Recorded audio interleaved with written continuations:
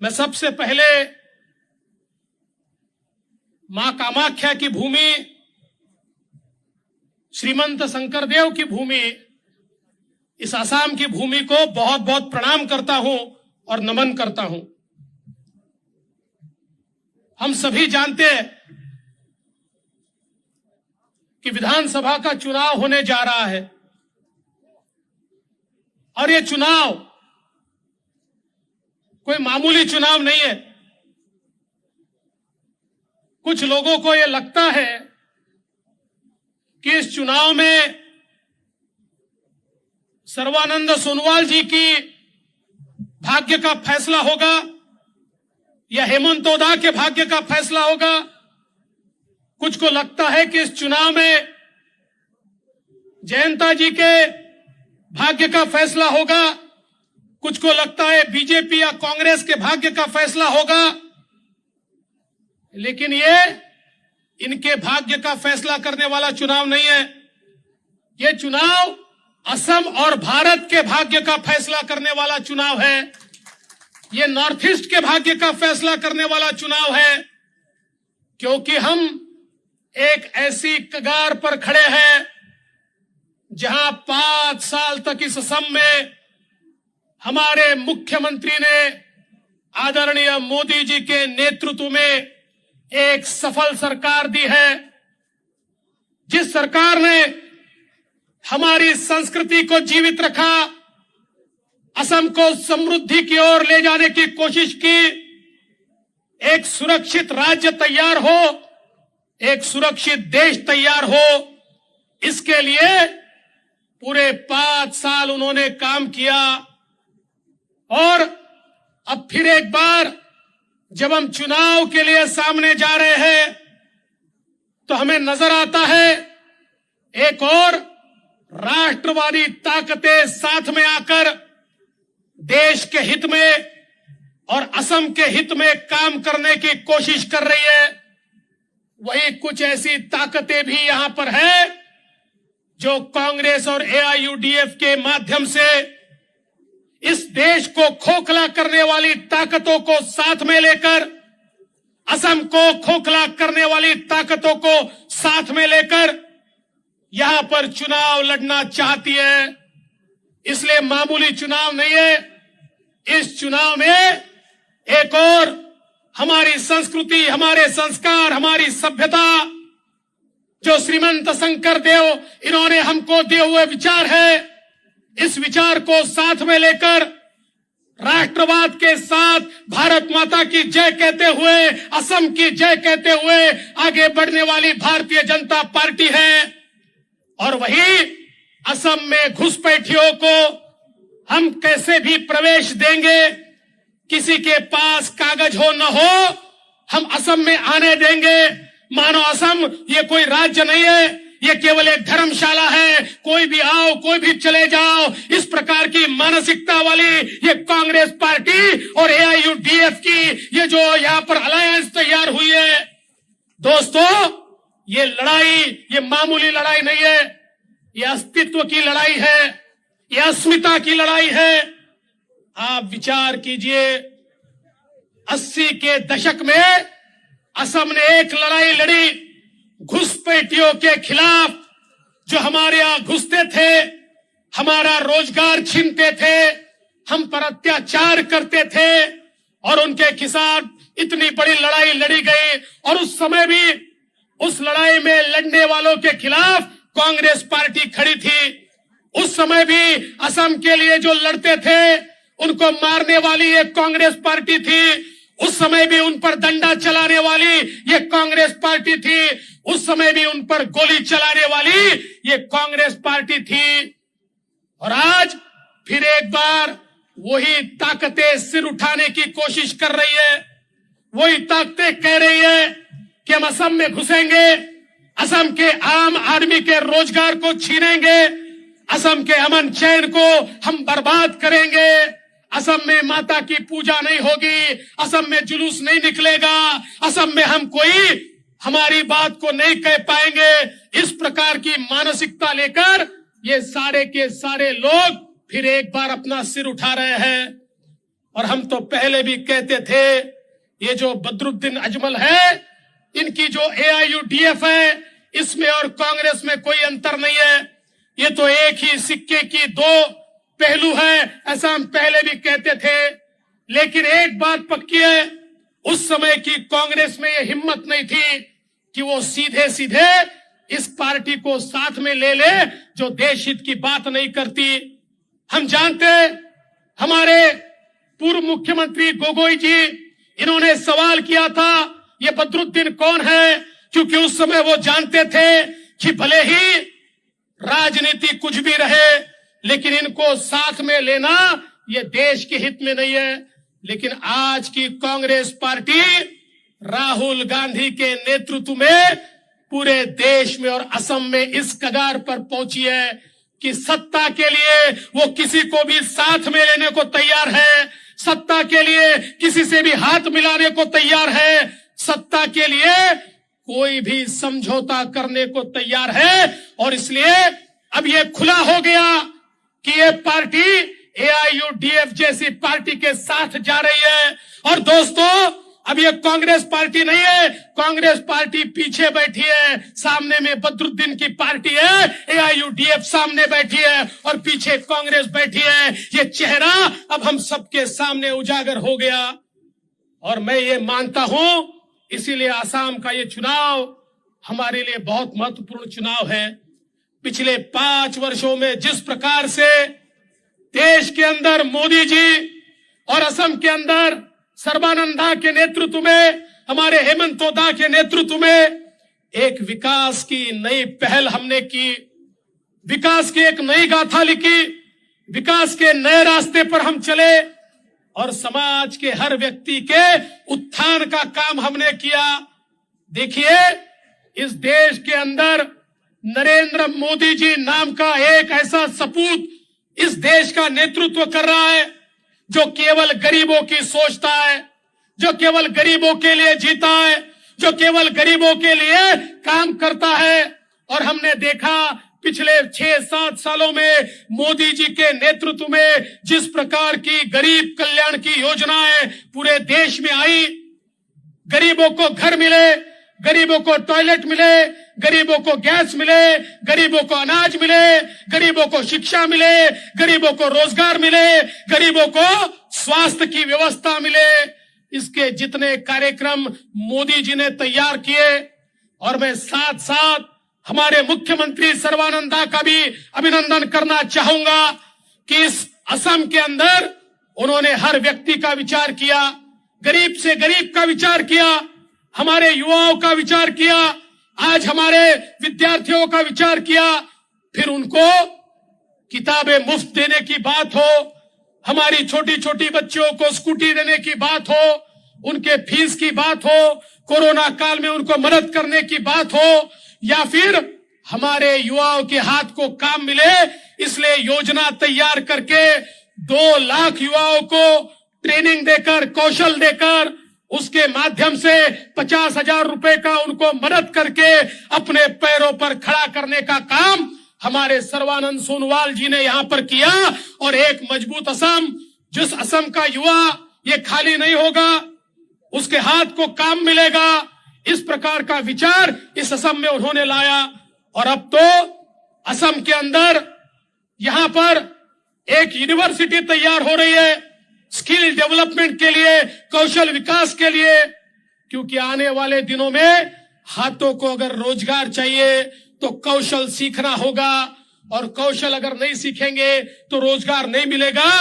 इस बात को समझते हुए असम के अंदर एक देश की बहुत ही महत्वपूर्ण यूनिवर्सिटी, कौशल विकास की यूनिवर्सिटी, स्किल डेवलपमेंट की यूनिवर्सिटी तैयार होने जा रही है। और दोस्तों, इस यूनिवर्सिटी से पढ़ा हुआ हर हमारा लड़का, उसके हाथ को काम मिलेगा। स्किल यूनिवर्सिटी की खासियत यह है, आज तो यूनिवर्सिटी से कई लोग पढ़कर निकलते हैं, कुछ रोजगार पाते हैं, कुछ को नौकरियां नहीं मिलती, कुछ बेरोजगार रह जाते हैं। लेकिन स्किल यूनिवर्सिटी से पढ़कर बाहर निकला हुआ एक एक हमारा जो नौजवान है, हमारा एक एक बेटा और बेटी है, हर एक के हाथ को काम मिलेगा, हर एक को रोजगार मिलेगा, कोई भी बेरोजगार नहीं रहेगा, सारे के सारे अपने परिवार के लिए पैसा कमाएंगे। ये काम इस असम के अंदर अगर किसी ने किया है तो हमारे सर्बानंदा की सरकार ने इस असम में करके दिखाया है। इस असम से इतने बड़े बड़े नेता देश के अंदर गए। हमारे पूर्व प्रधानमंत्री वो भी तो असम से चुनकर जाते थे। मनमोहन सिंह जी अच्छे आदमी है, भले व्यक्ति है, लेकिन उनको कोई अधिकार भी नहीं था। उस समय तो सारा सोनिया जी चलाती थी, इसलिए असम के लिए कुछ नहीं कर पाए। देश के प्रधानमंत्री बने पर एक मेडिकल कॉलेज असम को नहीं मिला, एक एम्स असम को नहीं मिला। अरे असम को एम्स मिलने के लिए नरेंद्र मोदी जी को प्रधानमंत्री बनना पड़ा और मोदी जी ने आज एम्स भी दिया और 9 मेडिकल कॉलेज तैयार हो रहे हैं। हमारे भी यहाँ पर मेडिकल कॉलेज हमारे नलबारी में तैयार हो रहा है, इंजीनियरिंग कॉलेज तैयार हो रहा है, आज पॉलिटेक्निक हो, बीएड हो, सब तरह की शिक्षा हमारे युवाओं को देने का काम आज यहाँ पर हमारी सरकार के माध्यम से हो रहा है। आज आप देखिए जिस प्रकार से स्वास्थ्य की व्यवस्थाएं हम तक पहुंचाने का काम मोदी जी की सरकार और प्रदेश की भाजपा की सरकार कर रही है। मोदी जी ने हम सभी के लिए प्रधानमंत्री जन आरोग्य योजना लाई और इस योजना के माध्यम से 5 लाख तक का इलाज मुफ्त में देने का निर्णय लिया। आज गरीब को मरना नहीं पड़ता। एक समय ऐसा था कि गरीब को अगर कोई बड़ी बीमारी हो जाए और उस बीमारी का इलाज करने वो शहर में पहुंच जाए तो उसको पता चलता था 1 लाख रुपया, 2 लाख रुपया, 3 लाख रुपया ऑपरेशन के लिए लगता है।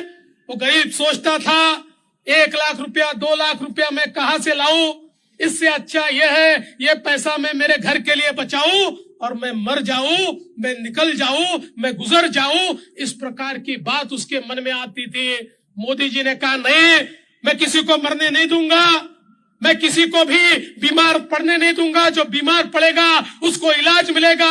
इलाज पाना ये सबका जन्म सिद्ध अधिकार है। और ये कहते हुए आदरणीय मोदी जी ने ये जो योजना लाई, प्रधानमंत्री जन आरोग्य योजना, आज इस योजना के माध्यम से करोड़ों करोड़ों लोगों का इलाज मुफ्त में हो रहा है।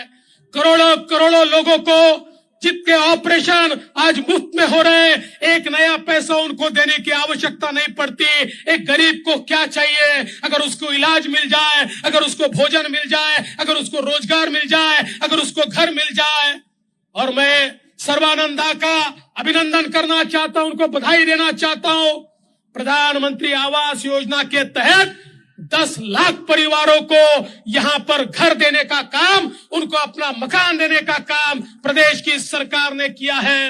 मैं पूछना चाहता हूं, 15 साल तक यहां पर कांग्रेस की सरकार थी, क्यों गरीबों को घर नहीं मिला? अरे तुम्हारे मकान तो बड़े बड़े हो गए, तुम्हारे मकान तो महलों से भी बड़े हो गए, लेकिन गरीब का झोपड़ा झोपड़ा रहा।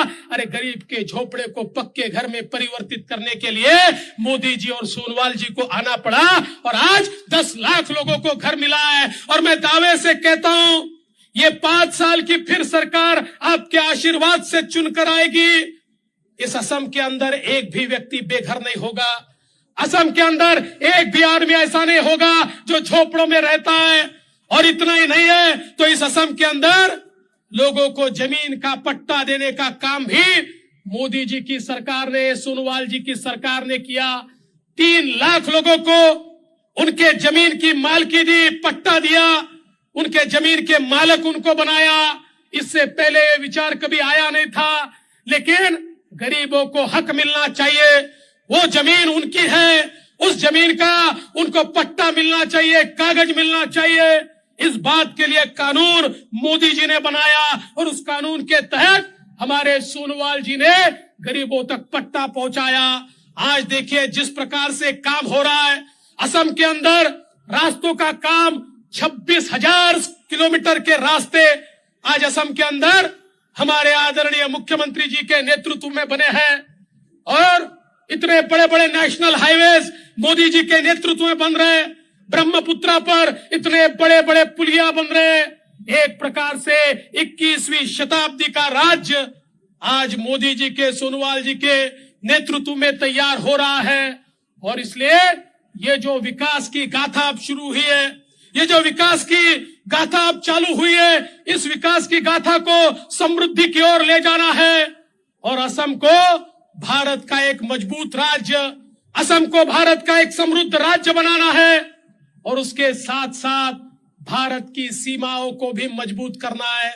आज हमने देखा बांग्लादेश की सीमा पर हम लोगों ने लोगों को जिस प्रकार से वहां पर व्यवस्था की, घुसपैठियों को रोकने का काम किया।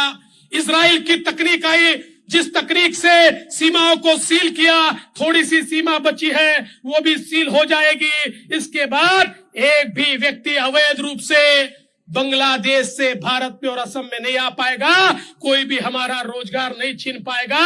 ये काम आज हमारी सरकार कर रही है। और मोदी जी के नेतृत्व में देखिए जिस प्रकार से कोरोना के काल में भारत ने दुनिया में नाम किया, दुनिया के सामने कोरोना की बीमारी आई, इस बीमारी में करोड़ों करोड़ों लोग मर गए। लोग कहते थे कोरोना से पहले सबसे ज्यादा लोग भारत में मरेंगे क्योंकि यहां पर जनसंख्या ज्यादा है, लोग थोड़े गरीब हैं, यहां पर सबसे ज्यादा लोग मरेंगे। पर मोदी जी ने इस प्रकार से कार्रवाई की, इस देश को ऐसी दिशा दी कि अब अमेरिका भी अपने दांतों तले उंगली चबा रहा है, रशिया भी पूछता है, जापान भी पूछता है, जर्मनी भी पूछता है, फ्रांस भी पूछता है, ऑस्ट्रेलिया भी पूछता है ये मोदी जी ने क्या जादू कर दिया। कितने बड़े देश में कोरोना तो हुआ लेकिन लोगों को मरने से मोदी जी ने बचा लिया। और इतना ही नहीं तो दुनिया में केवल 3 या 4 देश कोरोना पर टीका बना पाए, इंजेक्शन बना पाए कोरोना को रोकने के लिए। अमेरिका ने बनाया, रशिया ने बनाया, चीन ने बनाया और चौथा देश अगर कोई था तो मेरा भारत देश था। और सबसे पहले कोरोना का टीका मेरे भारत देश ने बनाया और अब हमारे सारे भारतीयों को मोदी जी के नेतृत्व में मुफ्त में कोरोना का टीका दिया जा रहा है। एक भी मेरा भारतीय इसके बाद टीकाकरण होगा और टीकाकरण के बाद कोरोना की बीमारी से बीमार नहीं होगा और सारे के सारे स्वस्थ होंगे। और इतना ही नहीं तो दुनिया के बड़े बड़े देश भारत की ओर देखने लगे, कहने लगे जी हमको भी टीका दो, हमको भी इंजेक्शन दो। दुनिया के 100 से ज्यादा देशों को कोरोना का टीका भारत ने दिया। अब दुनिया में भारत छोटा देश नहीं रहा, मोदी जी के नेतृत्व में भारत दुनिया का एक ऐसा देश बना है कि जिस देश को दुनिया उसका लोहा मानती है। और दुनिया ये मानती है कि अब दुनिया को अगर कोई राह दिखा सकता है तो केवल अमेरिका और रूस नहीं है, दुनिया को राह दिखाने की ताकत ये भारत में है, भारत के संस्कारों में है, भारत की संस्कृति में है। और इसलिए ये जो हमारी विजय की गाथा है इसको आगे ले जाना है, असम में विकास की गाथा को आगे ले जाना है, असम के जन जन के जीवन में परिवर्तन लाना है। परिवर्तन की बेला शुरू हो चुकी है, विकास की राह पर रथ निकल चुका है। अब ये रथ रुक न पाए, अब ये तेजी से आगे बढ़े। इसी के लिए फिर एक बार हम आपके सामने आए हैं। जयंत माला जी जैसे एक बड़े ही होनहार, जिनको बड़ा अनुभव है, जिन्होंने अच्छा काम किया है इससे पहले, ऐसे एक हमारे उम्मीदवार है।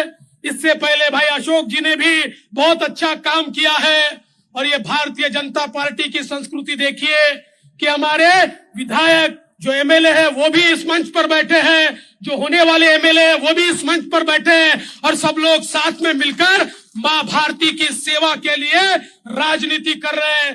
भारतीय जनता पार्टी में अपने स्वार्थ के लिए राजनीति नहीं होती। हम तो मां भारती के सेवक है, असम के सेवक है और सेवक के रूप में काम करने के लिए आप सभी के बीच आए हैं। मेरा विश्वास है पिछले समय भाई अशोक शर्मा जी को 1 लाख वोट आपने दिए थे, इस बार 1 लाख वोट से नहीं चलेगा। 5 साल का काम आपने देखा है, 5 साल की भाजपा की सरकार आपने देखी है, हमारे सर्बानंद सोनोवाल जी, हेमंत ओदा का काम आपने देखा है, देश में मोदी जी का काम आपने देखा है। और इसलिए मैं आपसे निवेदन करना चाहता हूं, अब कम से कम 1.25 लाख वोट यहां से जयंत माला जी को दीजिए। और मैं तो आपको कहना चाहता हूं भैया, नलबारी के लोगों को तो एक ऐसा अवसर है कि पूरे असम में सबसे ज्यादा वोटों से ये सीट को हम चुनकर ला सकते हैं।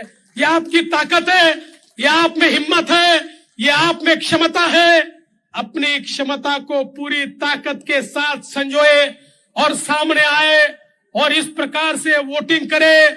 हम लोग जब कमल की बटन दबाएंगे तो केवल जयंता जी नहीं चुनकर आएंगे, कमल की बटन दबाने के साथ राष्ट्रवादी ताकतें चुनकर आएगी। मोदी जी को ताकत मिलेगी, सर्बानंद दा को ताकत मिलेगी, हेमंता दा को ताकत मिलेगी और इस देश को आगे बढ़ाने वाली भारतीय जनता पार्टी का यानी आप सभी का राज फिर एक बार यहाँ पर स्थापित होगा।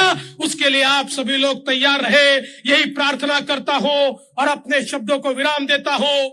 जय हिंद, जय भारत, जय असम।